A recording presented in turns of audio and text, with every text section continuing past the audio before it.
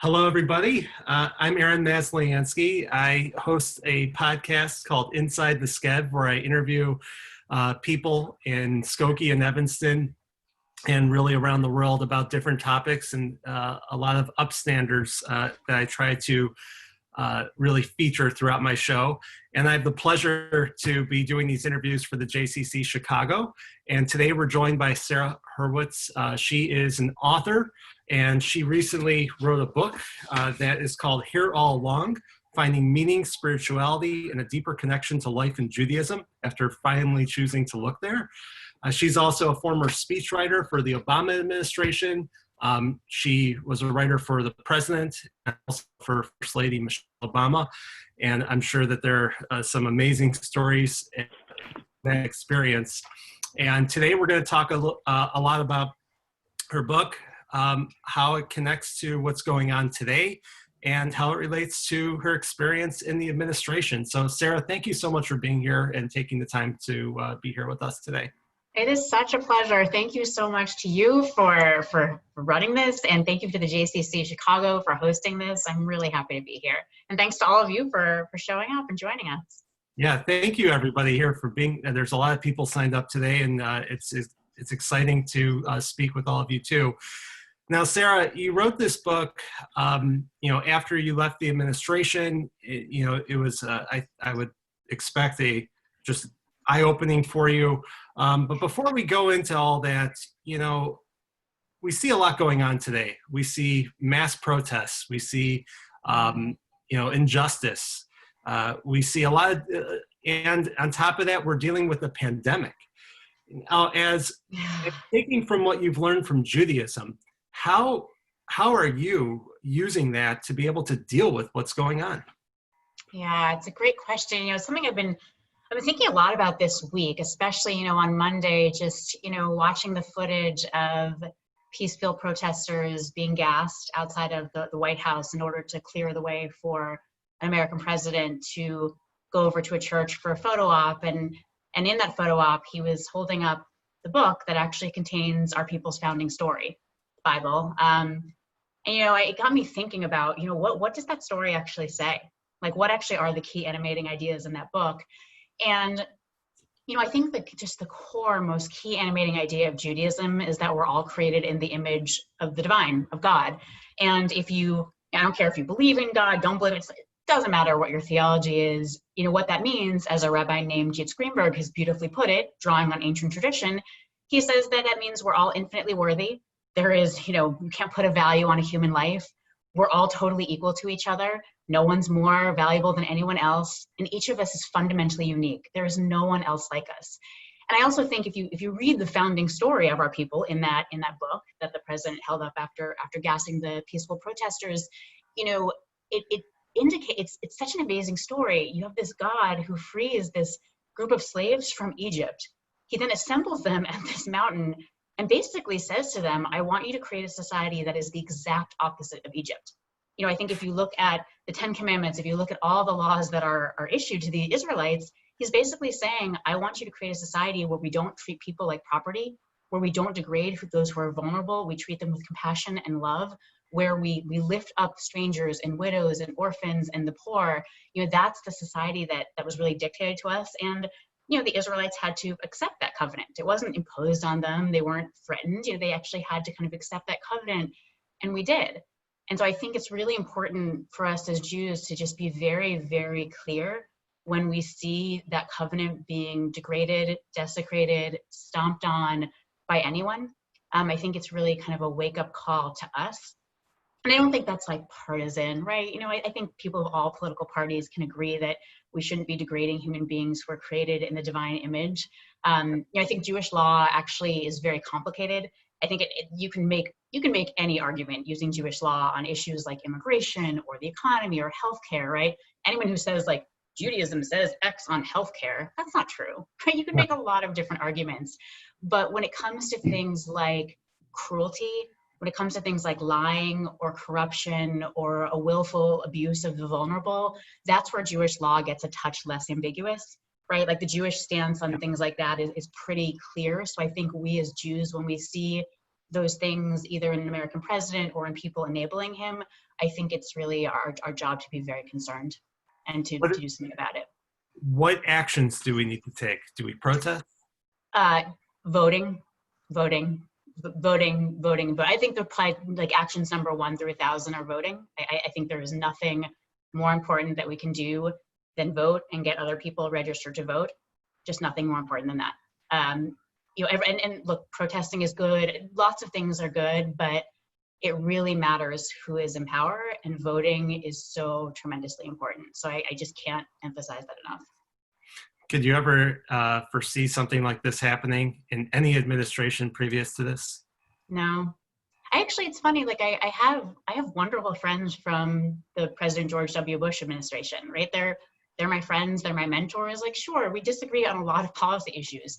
I don't think President George W. Bush was a great president, but like, these people are my friends and mentors, and I have such respect for them, right? Like, they were doing the same thing that I was doing when I was in the White House. They were, they're doing to the best of their ability the work of trying to serve the American people, and they're honest people and they're good people, and I learn a lot from them. So that was sort of the precedent before this, and I think seeing what's happening now, we're just so far from that.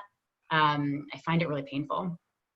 Do you worry that there are top level people in the administration who are Jewish, who are enabling certain behaviors, and it may come around where people blame the Jews for what's going on?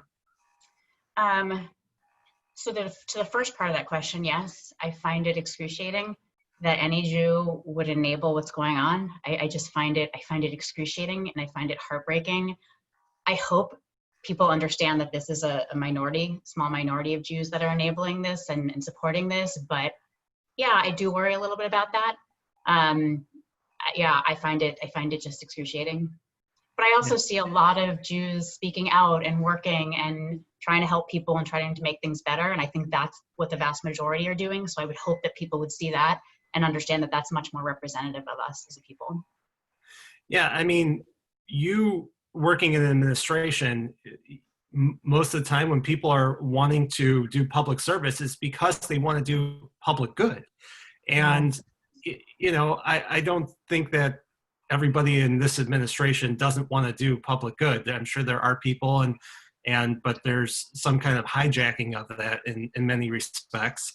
But when you were working for President Obama and First Lady, did you see a lot of the elements of chesed, or just trying to be able to do what's right, and did that inspire you to go out and learn more about your own background and Judaism in itself?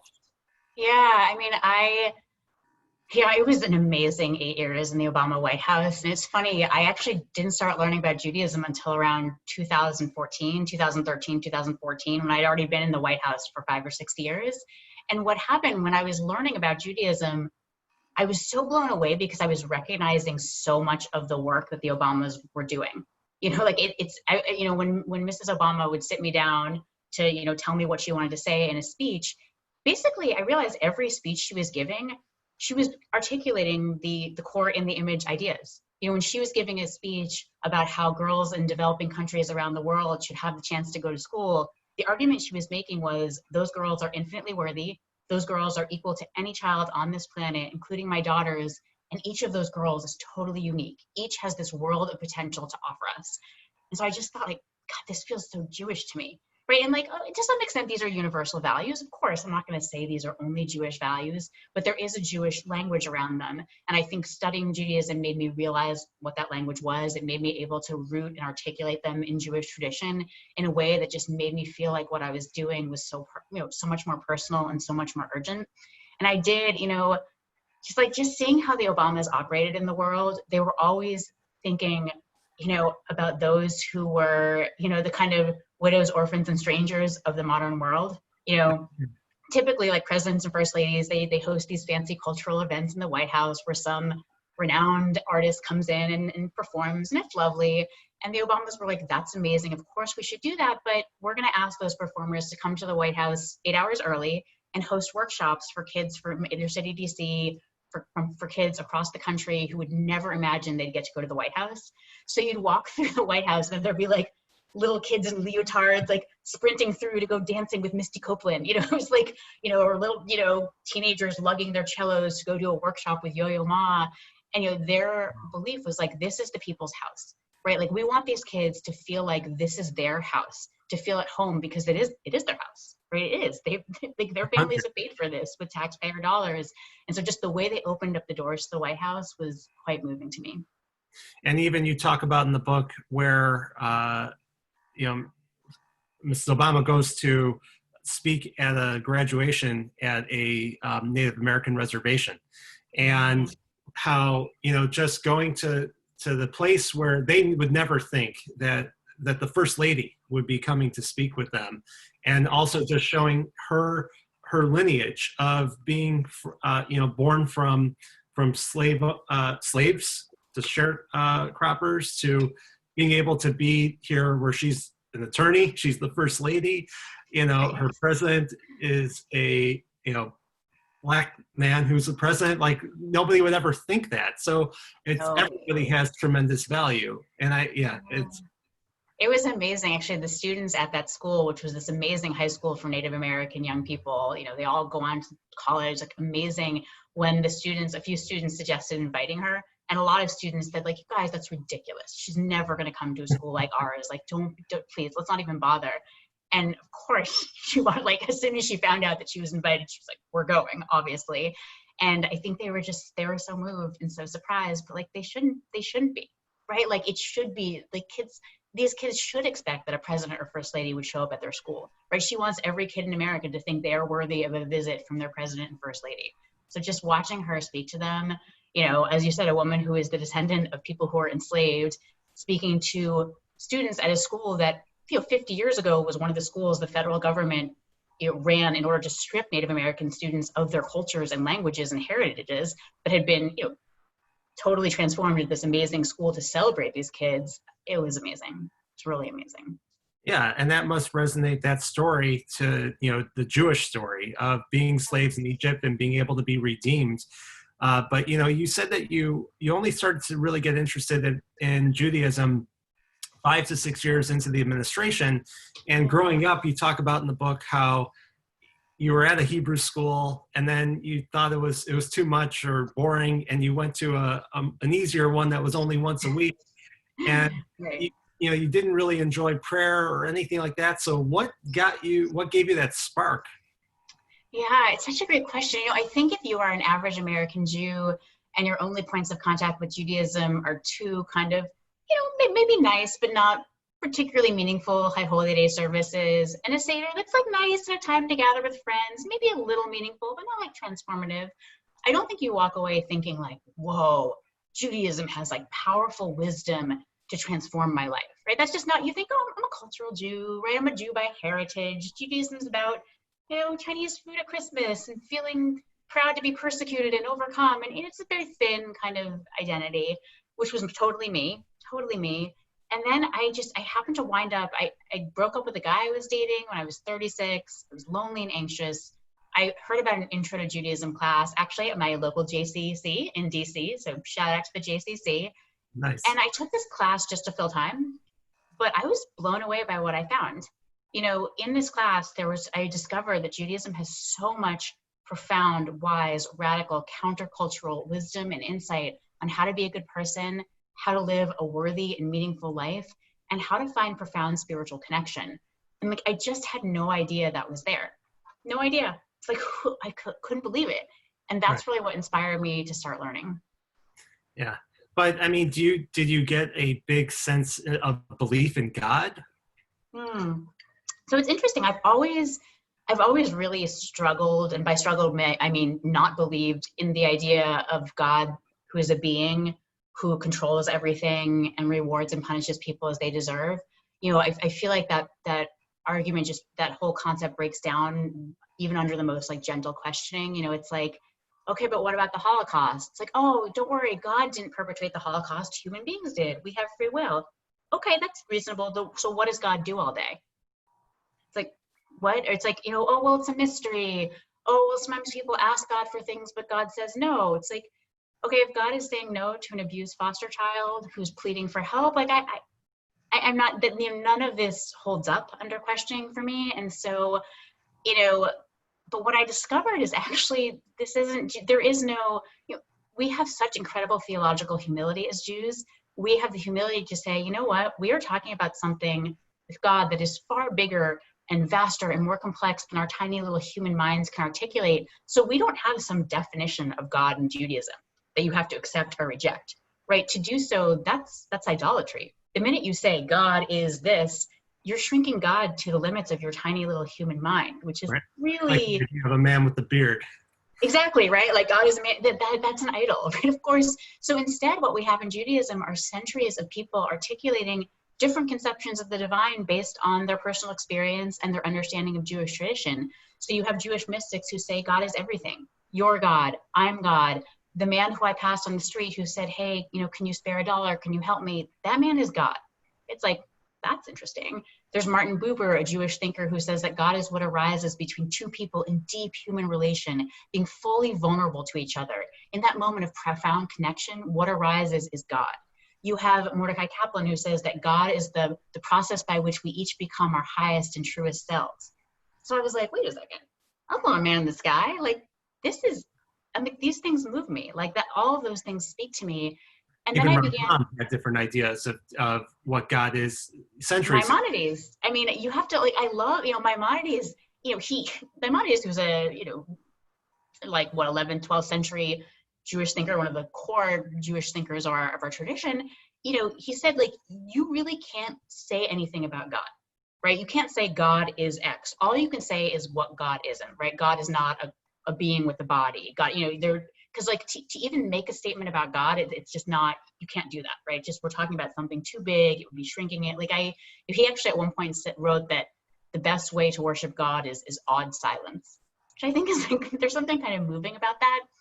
Yeah. I also think just having experiences where I started attending silent Jewish meditation retreats and just, even beginning to understand that experiences out in nature or in deep relation with another person, or, that these can be experiences where the divine can be found. And I think, it really opened up my idea of God. And I really wish we would talk more about God, because, if our answer to people's spiritual questions is this epic, awkward silence, we shouldn't be super surprised when they go elsewhere, right? To Buddhism or Burning Man or drugs or whatever, because people have spiritual leanings and spiritual questions, and Judaism has so much to offer them.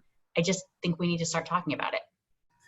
One of the people who I've interviewed on my show, he's Rabbi Sam Feinsmith. And I him? adore Sam. He was Yeah. the teacher on one of my first on the first meditation retreat I ever attended. He's amazing. I figured you'd know him. Yeah. He's a great guy. He lives around the corner, and we had a great conversation. And we talked a lot about God and Jewish spirituality in our the episode. And one of the questions I asked him was, "Are we calling God God? And if the meaning is different than what people traditionally view as God, does that push people off from wanting to be involved in Judaism?"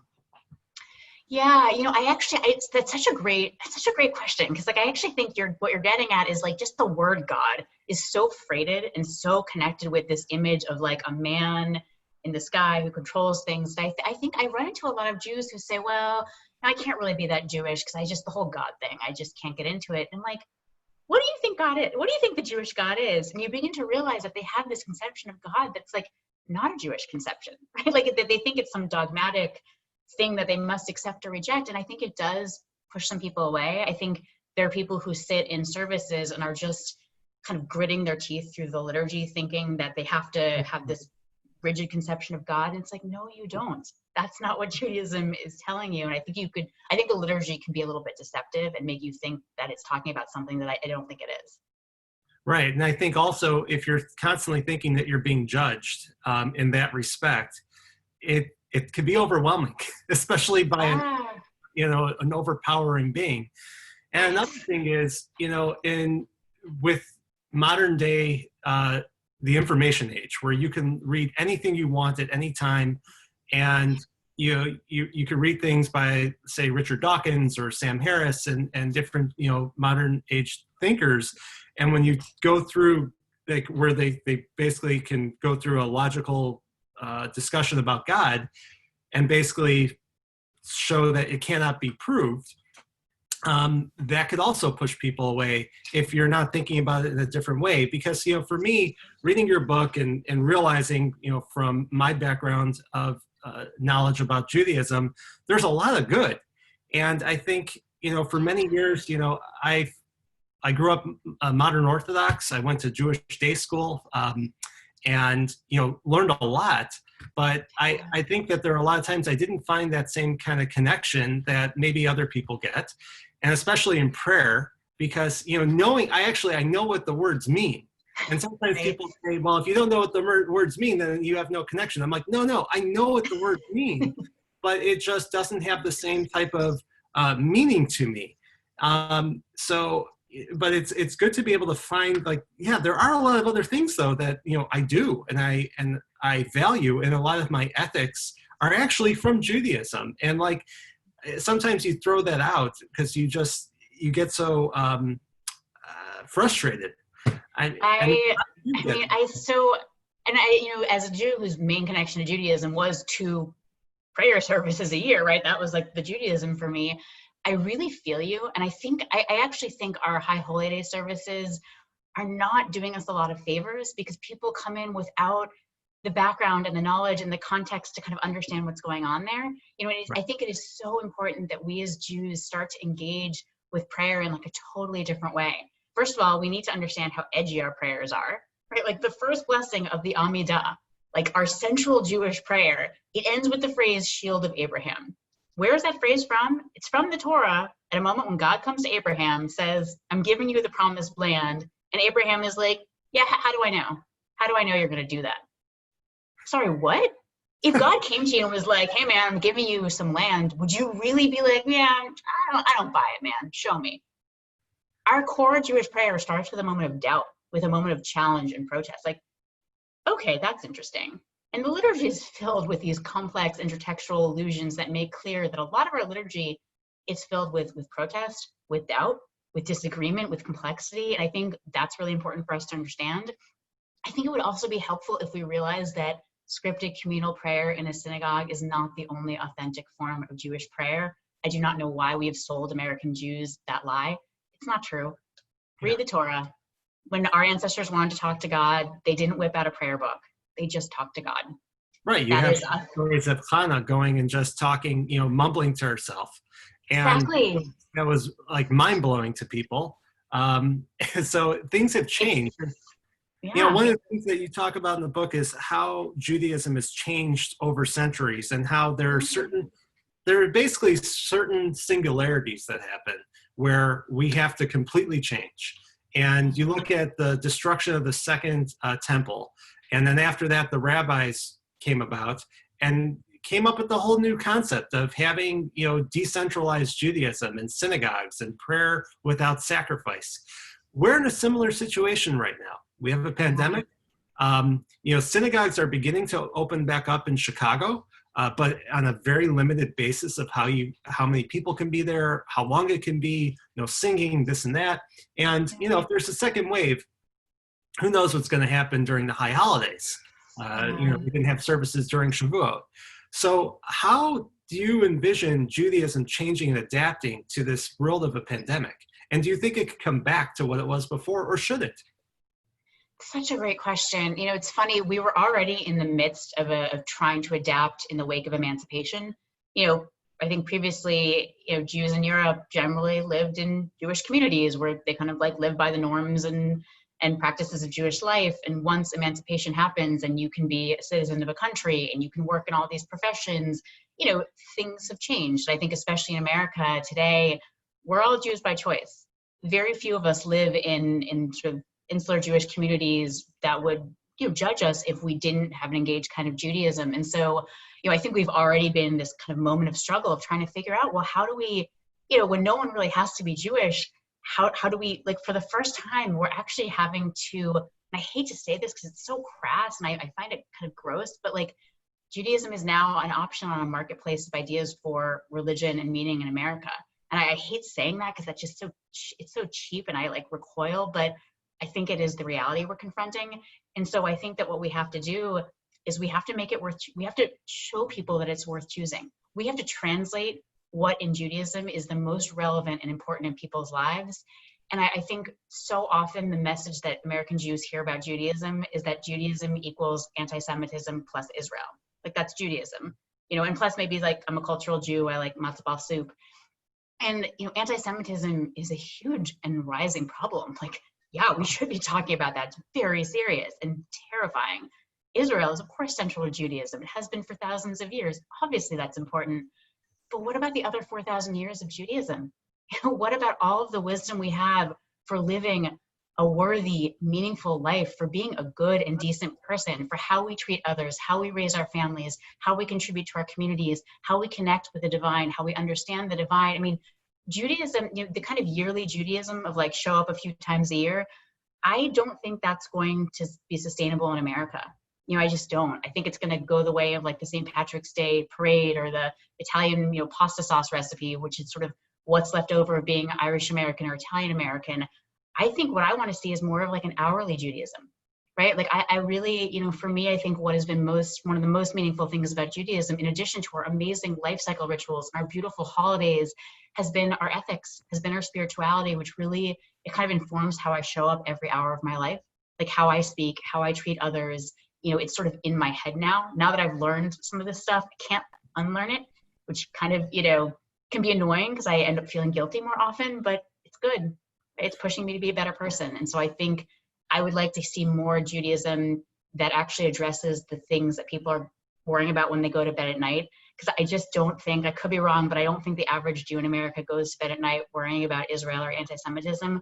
I think they go to bed worrying about their kids, worrying about their aging parents, worried that they're feeling anxious or depressed, worried about the state of our country, worried about their job, their finances, whether they can afford to retire. Judaism has a lot of wisdom on how to live life. And I think that would speak to a lot of those issues. Well, yeah. I mean, one of the things that you also talk about is like, in order to do Judaism right, you have to do the work. And Yes. you talk about how people, we only view people who are observant, who are the ones who are Shomer Shabbos, keep kosher, and are outwardly, showing the Judaism. But the people who, do the other, a lot of the other mitzvahs, like, are not considered observant. So, how do you balance the two? And I mean, is that all part of it? Yeah, I mean, I do think we have to kind of be thoughtful about what we mean by observance. It is funny that like when people want to know if I'm observant, they want to know, am I Shomer Shabbos? Do I keep kosher? Do I belong to a shul? And, but they don't ask me like, are you aware of the Jewish thinking around speech? And are you careful about gossiping and shaming people? How much do you give to tzedakah? Like they just, those are not the questions that they're asking me, but those are also mitzvot, right? Those are also the key Jewish laws. So I do think it's kind of important for us to understand that observance, there's a really large sort of pool of what observance is. And I think just focusing on the ritual, it's understandable because it's so visible and easy to qualify and kind of, categorize. But I do think we need to expand our definition a little bit to make sure that we're talking about all of the mitzvot. And I think the ritual mitzvot and the ethical mitzvot, they're all important, right? They're all valuable and relevant. Right. I mean, you see people who are outwardly very observant, but then you see in, the newspapers, massive fraud and things like that. I mean, that is something for me that when I see something like that, it pushes me further away from wanting to be a part of it. And, it's very sad, but how do you, what I struggle with is how do I push that aside and say, no, there's bad people in every culture and religion, and there's a lot of good to this. So like, it almost even says to me, you know what, don't worry about the other stuff that's all outwardly, because that doesn't really matter. But the other stuff about being a good ethical person and doing, giving tzedakah, doing even like saying the brachot and having the gratitude that like I was able to wake up in the morning, I was able to, have regular bodily functions, those are types of things where you can look at every single moment in awe and be like, wow, like I'm healthy. Like this is so amazing. Like that's key, right? Yes. And I think that's right. I think that all of that is so right. And I think, one thing I struggle with a little bit is when people tell me, well, I'm a good person. That's my Judaism. And that's beautiful. That's also your Christianity and your Islam and your secular humanism and your Buddhism and your Hinduism, right? Like being a good person or doing social justice, that's a universal value. Everyone believes that that's a good thing. But what you're alluding to, and which I think is exactly right, is that Judaism actually has a very specific approach to that, right? But so few of us actually know it. I mean, even what you talked about saying blessings, like that is it's a special Jewish practice where there's a whole set of ancient blessings over things that you might think of as mundane, going to the bathroom, right? Like seeing a beautiful fragrant plant. They're like seeing us running into a scholar, right? Like those are, Judaism has these ancient blessings where you feel a moment of gratitude and awe, right? That's cultivating mind states of gratefulness, of wonder, right? This is a really powerful practice. And this is more than just be a grateful person, have a gratitude journal, right? This is a specifically Jewish approach. So I feel strongly that it's important for us to learn about this specifically Jewish approach to trendy things like social justice and gratitude, because those are just trendy, generic things. Like, but Judaism has some specific wisdom to say about them. Yeah, they do. And, reading your book, again, to go back to Sam Feinsmith and my conversation with him, like I find that I understand a lot more about Jewish spirituality and everything from your book by just, by you labeling each of the different practices that we do and seeing how, yes, that is spiritual and that does work and that does make even meditation, because meditation's been going on for centuries too within Jewish context. Yes. So much, I find that so much Jewish law is kind of like, it's actually pushing us to develop certain character traits and certain spiritual connection. When there is all the Jewish thinking around chesed, loving kindness, it insists that when someone is struggling, when they're vulnerable and in need, you don't just like send a text, maybe send some flowers, like you show up for them in a profound way. You were physically at the Shiva, at the funeral. You were physically at their bedside. Now, obviously we can't do that now. It's not safe. I'm not in any way saying that we should, but people are finding ways to do that. They're finding ways to do that by Zoom, by the phone. And in those moments of deep connection with another person where you are there and you are with them, like that is a way of touching the divine. And I think Judaism is constantly trying to draw us towards this kind of loving and boundless and ineffable and infinite and intimate and, awe-inspiring divine through these laws. I actually think there's a lot of wisdom and power to them. So I just feel a little bit heartbroken when I encounter Jews like me 6 years ago who don't know anything about these things, right? We don't know anything about them. And this is why I wrote this book, right? Like there's so many wonderful intro books out there that will give you the nuts and bolts of like how to light the Shabbat candle and how to celebrate Hanukkah. That's great. And there are all these esoteric books about one tiny piece of Jewish law, which like, God help you if you want to try to read them. But I was like, where is the book that goes through and just calls out the really transformative, radical, countercultural wisdom that will change our lives right now? Like that's the book. And that's actually kind of fun to read, right? That's conversational and not academic or a slog. And that's what I was trying to do, because so many of us just don't know about these radical, amazing practices that Judaism has and ideas. Well, I would say the most radical one is Shabbat. Yes. Oh my gosh. So radical. Literally, Judaism is saying once a week, have like a 25-hour protest against modern consumer society. Once a week, if you observe Shabbat in a traditional way, which you do not have to, there's a lot of ways to do this, but if you choose to do this, you're basically saying, no boss, I'm not answering my email. No Facebook, I'm not going to click on your ads. I'm going to break this cycle for 25 hours of consume lots of stuff, then work harder and produce more so that you can have money to consume more. I mean, consumer society is always telling us to spend or to work, spend or to work. And it's exhausting. Even when they tell us to rest, even when they're like, oh, engage in self-care, they're like, by buying this product, by consuming this service. And Judaism says, no, for 25 hours, you will buy nothing and you will not work. You will literally you will like disconnect yourself from this consumer valuing of everything based on wealth and status and likes and retweets and being told constantly that you are not enough, you don't have enough. And you're going to stop and say, no, I have enough. Right now, being with people I love, just like resting in the present moment, like I have enough. It's a really powerful spiritual practice. Yeah, it is. And even given these times with the pandemic and staying home, a lot, Yes. in a way, it's almost like a Shabbat because all the programming that we had with I have a couple kids, like taking them all around everywhere or getting everyone ready to go to school or going to your office and doing all that. It's slowed down. Yeah, And it's also there's a lot of anxiety that goes into it because of health concerns and financial concerns. Um, definitely.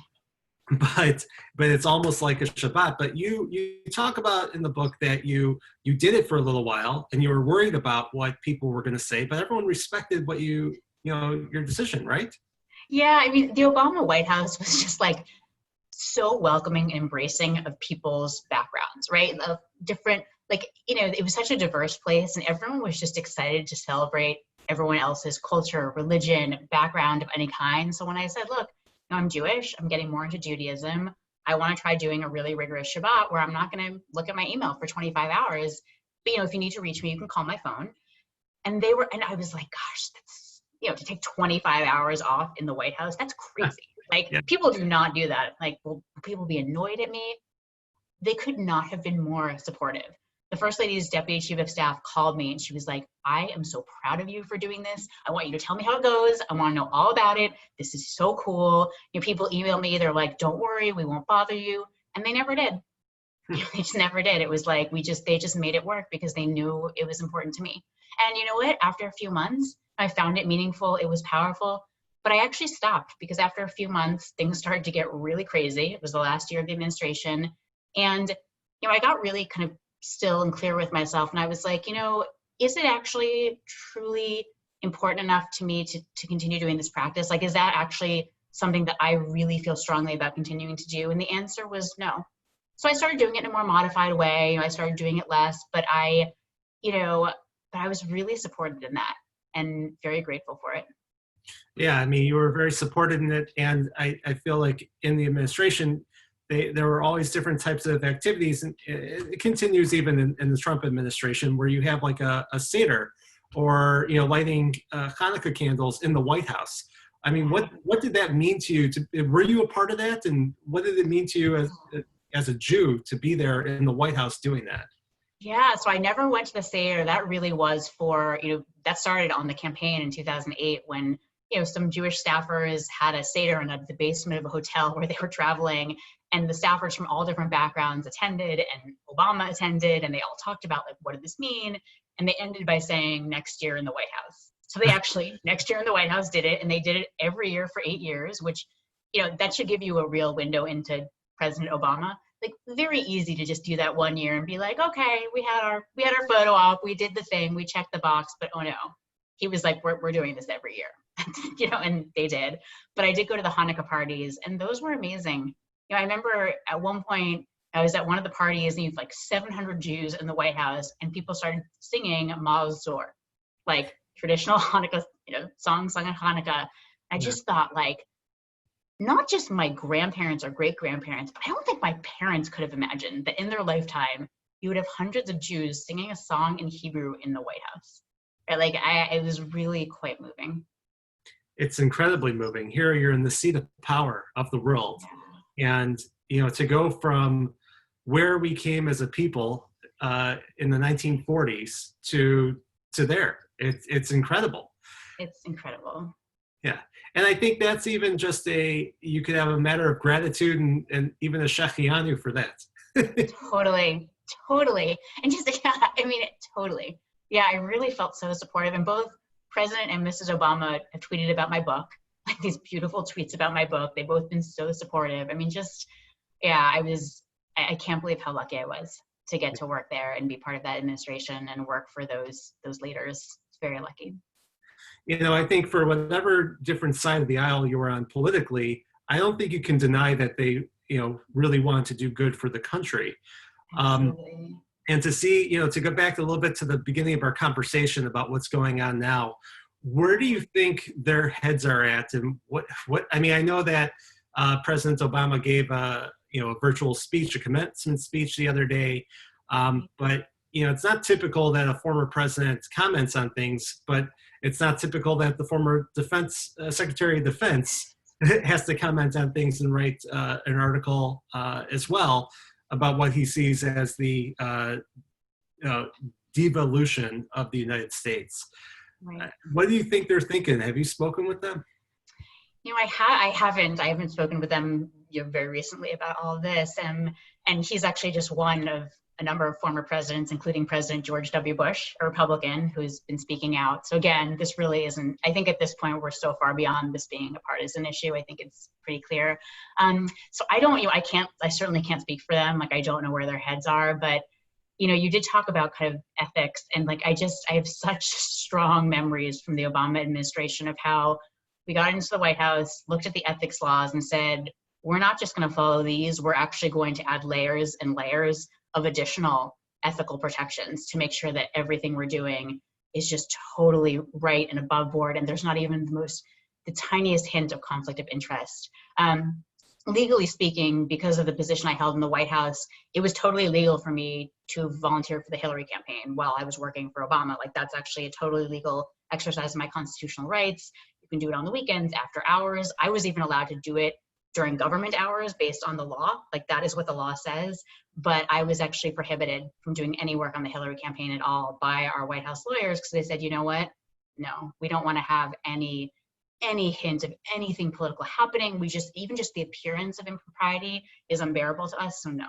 Which was sort of frustrating to me, because I'm like, guys, it's perfectly legal. Like, this is my constitutional rights. But I also understood that they understood that, I think, being African American in this country, you have to do everything 100 times better.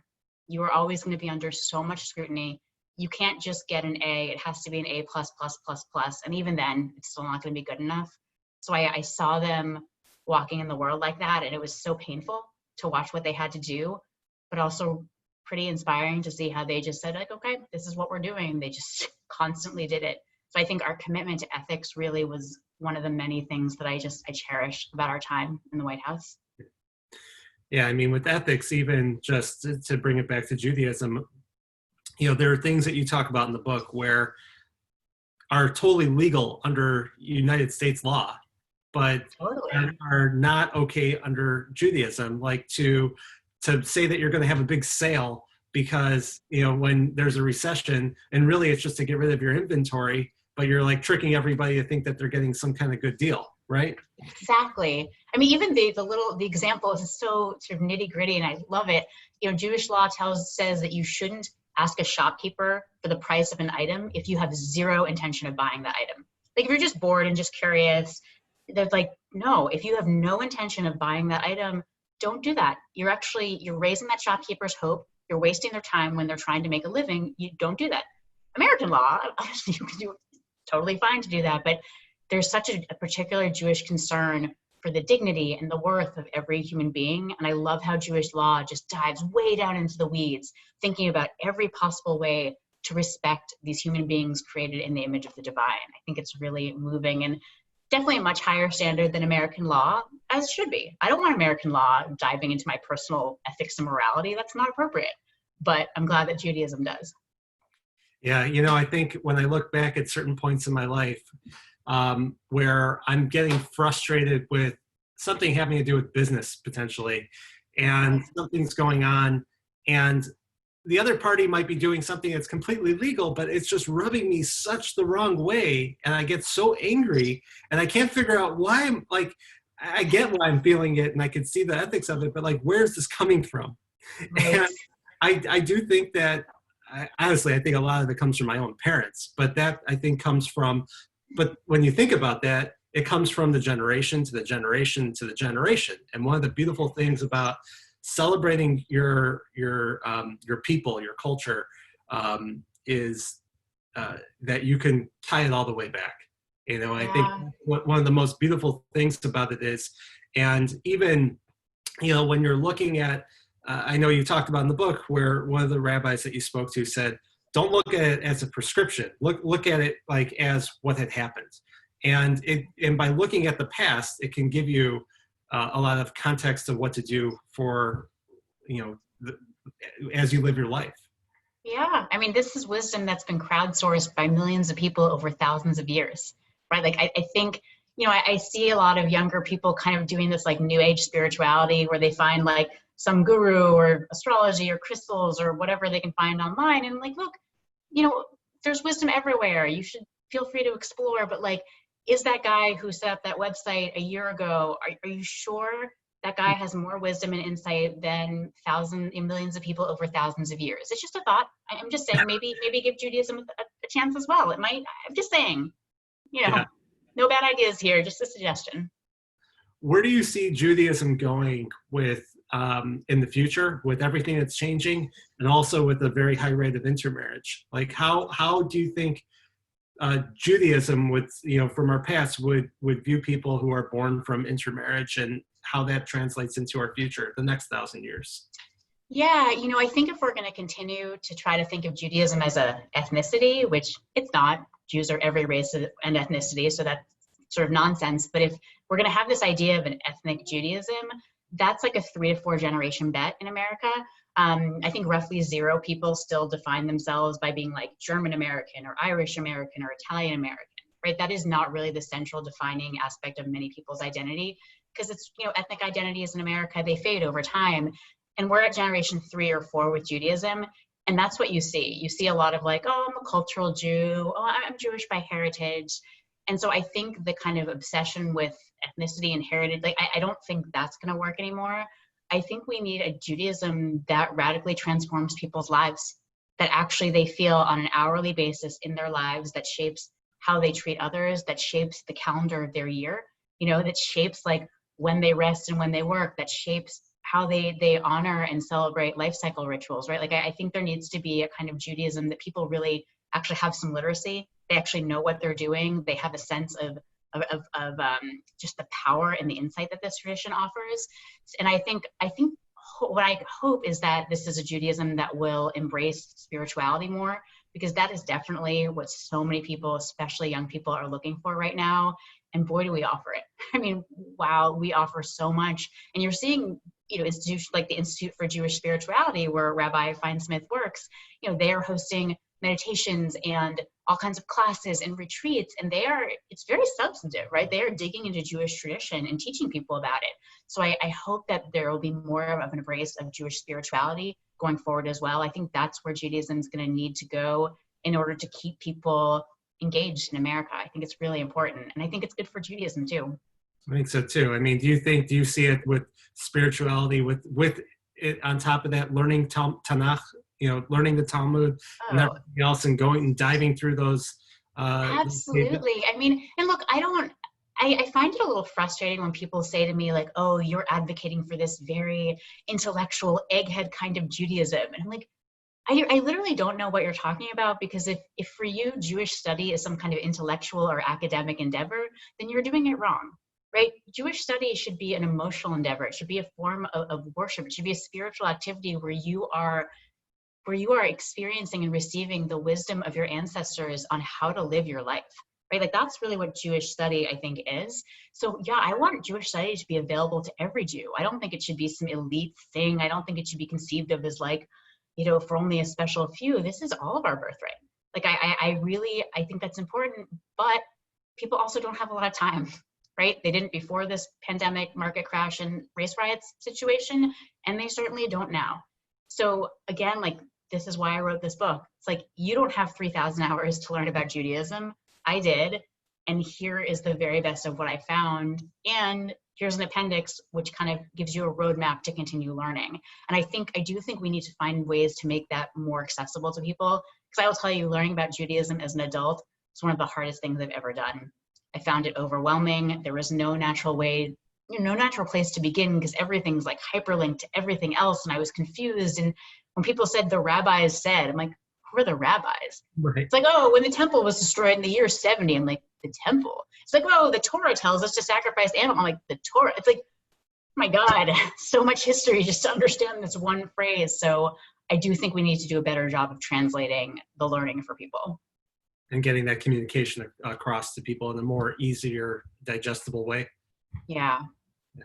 Well, I think part of it is, maybe interacting with, things like this, where people can hear interviews of authors who are doing this, or to have chavrusa, and maybe that's over, a partnered learning, or maybe that's over Zoom, or, there's many different ways to interact. But I think so many different ways. There's something called Project Zug, which is ZUG, that matches people up all over the country and the world for a study of Jewish texts, and it gives them support. It sends them the text. This is a great, right? That's like right there. There you go.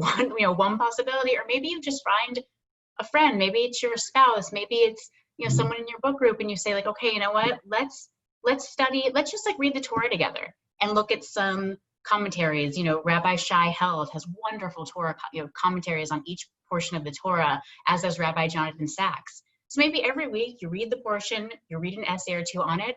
Suddenly you've read, over the course of the year, you've read the entire Torah. Like, oh my gosh, talk about now having some level of literacy, right?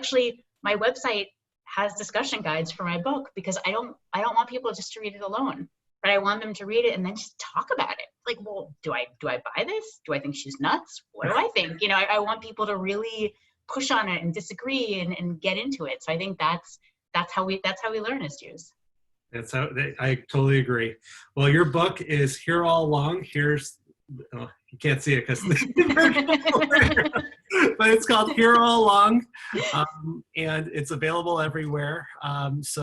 And there's not only a hardcover, there's a Kindle version, and there's also an audio version, an audiobook version, which I know for people who do not have a second to read. I know a lot of people, they're like, I just listened to it in the car, or I just listened to it when I'm doing the dishes. I'm like, that's great. If you've got 5 minutes a day, perfect. So I'm very into low bar to entry, low stress options for Jewish engagement. I like it. And it's not that long either. Yeah, it's not that long. Well, Sarah, thank you so much for joining us today. It was really terrific to speak with you. And I really appreciate everybody else joining us. And, I could talk for another hour with you, but thank you so much for the time. Thank you so much. Thank you for your thoughtful questions and your insights. I really appreciate this. And thanks to all of you for joining us. It's a lot of fun. Thanks, Sarah. It was great seeing you. You too. Thank Check you. out jccchicago.org for more upcoming events. Thanks again, everybody. Thank you, everyone. Bye. Thanks, everyone. Bye.